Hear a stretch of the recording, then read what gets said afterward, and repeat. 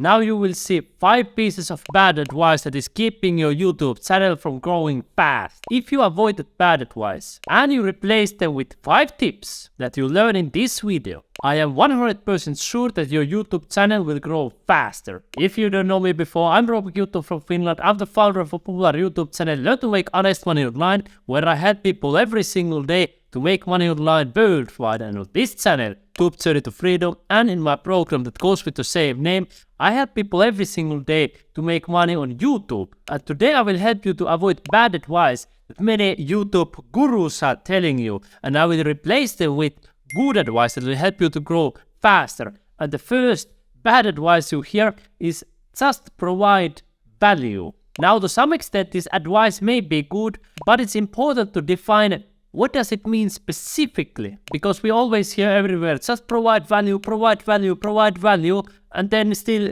your channel is not growing, still you are not making it a lifetime income. So what does it mean to provide value? Let me give you a couple of examples from different niches. For example, on my YouTube channel, Learn to Make Honest Money Online, the way to provide value is simply show apps and websites that my subscribers can use to make money online everywhere in the world. That is really valuable for them because they want to make money from their home. So then I show simply a mobile app that they can use and they will start earning money on their phone. Or I show a website that they can use on a computer to start making money, and then they will earn money, which is their goal. Another thing I can show are the step-by-step tutorials. So for example, in this video, how to earn $500 a day online without investment, I show people click here, click here, click here. So that is actionable and tangible advice instead of just provide value. If you are in a weight loss needs, not so good advice might be telling your YouTube subscribers, just eat healthy and avoid bad foods. That is too vague. What is it like? What is healthy food? What is unhealthy food? So then you start listing what foods should people eat. For example, beef, eggs, banana, whatever is a good food. Then when to eat. For example, every 3 to 4 hours. And then you list what not to eat. Don't eat sugary foods. Don't eat fast food like burgers or pizza. This is specific and tangible advice that will help your channel to grow. Or if you are in a bodybuilding needs, you can tell your subscribers, for example, how to lift weights, how to do a specific exercises, how many reps they can do, how many sets they can do, and then again, what can they eat, what should they avoid eating in order to build their body. The idea is to provide so tangible, so practical and simple advice that even a 99-year-old grandmother or 7-year-old cousin will be able to understand. Second bad advice is to just do what you love.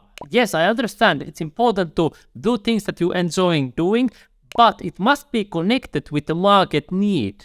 Otherwise, you may end up just doing what you love and not getting results that you really want. For example, if you want to get 100,000 subscribers, 1 million subscribers, or if you want to make a living or even a fortune on YouTube, if you just do what you love, that might not be possible. Let me give you a classical example, which is Mr. Beast. Nowadays, he's one of the most successful YouTubers. Each of his videos get more than 100 million views on average. But the things were not always like that, because earlier he just did what he loved. And look at the results right here. He published 130 videos and he had 740 subscribers, less than 100,000 views, and he had earned less than $1 per video. In fact, he was probably losing money with each video that he was publishing. Why? Because he was just doing what he loved. Then he started thinking about, okay, what would my audience want to see? How can I maintain the retention so people will watch longer? How can I use the right recording angles? How can I make the story more interesting? So he started thinking about the viewer instead of thinking just, I will just do what I love, right? So he shifted his thinking from himself to his audience. And of course, if you want to make a living and you want to make a fortune with your channel, usually the easiest way to earn money is by creating videos related to topics that people spend money on. For example, luxury items, business, finance, and these kind of things. I have 3 more advice for you, but if you are enjoying this video so far, make sure that you are subscribed to my YouTube channel and you share this channel with your friends who also love to make money on YouTube. The next bad advice is just publish one video after another and eventually you will see results. It's inevitable. Yes, you must publish videos regularly in order to get results, but that is not enough. you also must analyze what works and what doesn't work. Of course, that analysis process may look different for different channels and different people, but in any case, you must know what works the best for your audience. Of course, I show you many real-life examples of analyzing your audience here on my Tube Journey to Freedom program just before the monetization module. Here are just a couple of examples. First, you can analyze your latest 10 videos, which one performed the best, which one performed the worst. You can analyze metrics like which one of your videos on your channel have made you the most amount of money, what type of videos didn't make you so much money, then what kind of videos gave you the most views or subscribers, what types of videos didn't bring you any subscribers or almost any views. Then once you have listed those videos that worked well, you start analyzing what elements made them successful, and then you start repeating those elements in your upcoming videos. And then on the other side, you have listed the videos that didn't perform well, and then you analyze which element made them perform poorly. For example, one of the elements that made one of my previous videos perform poorly was a strong background noise due to bugs that are outside, and I feel like they are again trying to distract the video, but hopefully you are not hearing too much background noise. Some elements that may make your video perform better are of course strong intro or a strong title that forces people to watch the full video. The fourth bad advice that we hear all the time is to just publish videos when you feel like it. Don't push yourself. The most important thing is that you enjoy what you are doing. And I think this is one of the biggest reasons why many YouTubers who are just about to succeed and get their breakthroughs, achieve the life of their dreams, but then they quit because they have heard this bad advice. They don't understand that discipline is more important than motivation. Sometimes you need to do the things that you don't feel like doing in that moment. If you live your whole life just with the feeling, you will be just like a leaf in the ocean, drifting around without any direction. So this is what you must do. Step number 1, decide what you want. For example, you decide, I publish one video every single week for the rest of the year. Then you write it down, or you make so crystal clear in your mind that if I come to your house 3 o'clock in the morning and I wake you up by knocking in the door, I ask, what is your goal? You can tell immediately, publish one video every single week. It must be so clear that even your 99-year-old grandmother or 7-year-old cousin will be able to tell that how we can measure that goal. For example, if your goal is, I just publish many videos and see what happens. Bad goal.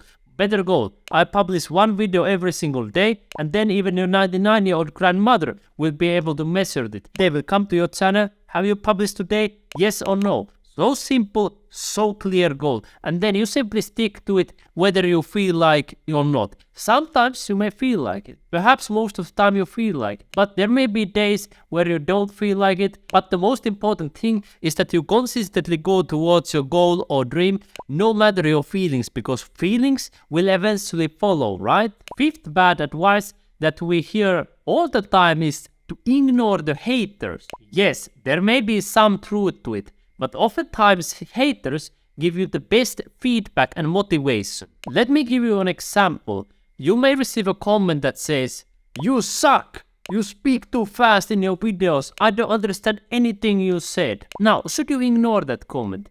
Yes and no, because you can ignore the part where they say, "You suck." That's just useless stuff. But then get the useful feedback where they say, "You speak too fast." Perhaps you can think, hey, I need to start speaking slower. Or for example, if people say, "I don't like your videos, they are so bad, you always just show things on the computer, I am using a mobile phone." Now again, you can filter the useless stuff away, for example, where they say that your videos are so bad.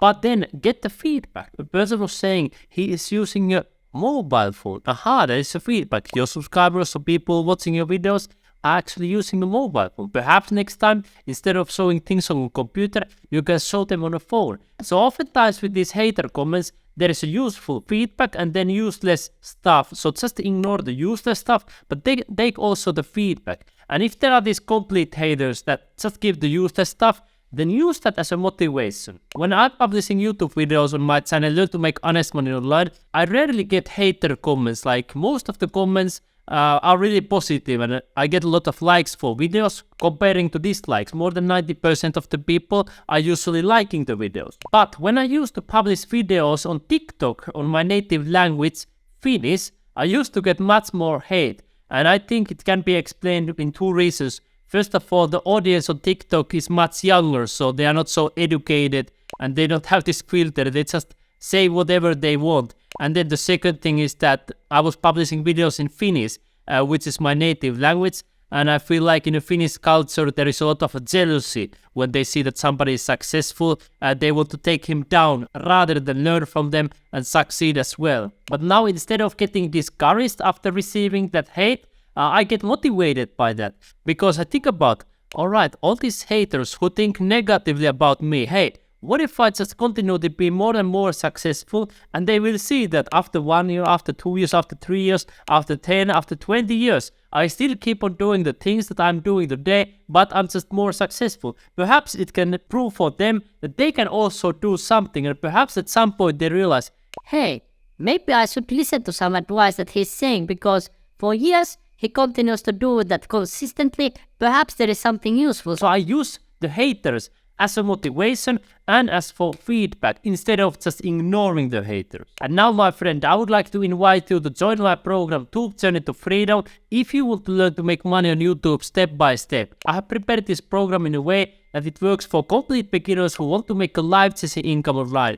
because we start from A, how to build a successful YouTube channel, all the way to Z, to earning a life-changing income through your channel. And if you want to continue learning for 100% free, I publish videos every single Monday and Thursday on my YouTube channel Tube Journey to Freedom. And I guess that you might like this playlist right here, Make Money on YouTube Without Showing Your Face. 7 YouTube channel ideas without showing your face. So you and me, my friend, we are going to seal that playlist immediately.